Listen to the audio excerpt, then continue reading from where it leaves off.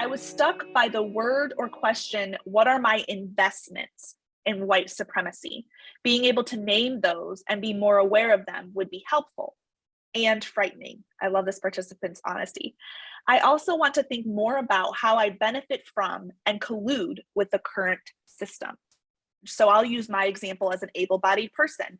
As an able-bodied person in a society that values able-bodied people, and that devalues disabled, I don't even see some of the issues and problems because I don't have to, because society has been built to accommodate the way I use my body. So I think a way that white people can think about white privilege is understanding, and you've said this before, Claire, understanding what privileges have you as a white person inherited. For instance, your ancestors had an advantage over getting low loan rates to buy houses. Mhm. Even before that, they were given land that was stolen from the indigenous and then promised to enslaved Africans and African Americans, but was pretty much given to white farmers. And so there's Right. a lot of, when we look at from an ancestral perspective, that has been inherited. And Right. so what happens is if we go through life not recognizing that advantage, we might not see why lower income neighborhoods, the kids that grow up in those lower income neighborhoods go to schools that don't have as much resources. We might attribute that to the Black and brown students aren't as smart, or Black and brown students are lazy.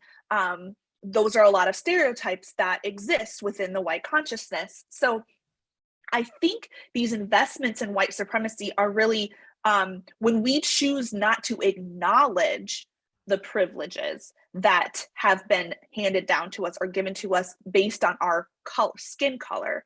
Right. So if we don't acknowledge them, we don't fight against them. We don't work towards ways that we can dismantle them. Whether that's on an individual level by calling out someone who has elicited a microaggression, or calling in, probably what I would love to say, or being able to interrupt our own unconscious or implicit bias before that bias impacts our decisions, whether Right. that's in hiring or accept a college application acceptance. So I could go on, but that's kind of my initial reaction to that question Yeah. of how we might be able to kind of interrupt those investments in white supremacy.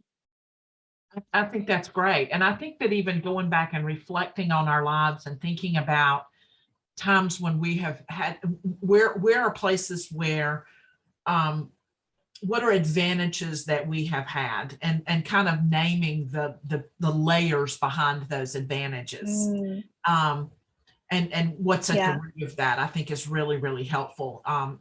Because we don't all start from the same, um, place. If we don't, hmm, in the Race Equity Institute that you and I both went to, they use that um, the example of like playing a Monopoly game where uh, it's almost like white people have been playing the game for an hour, and then people of color show up and begin at square one. Well, um, lots of the land is already owned. hmm, There aren't as many.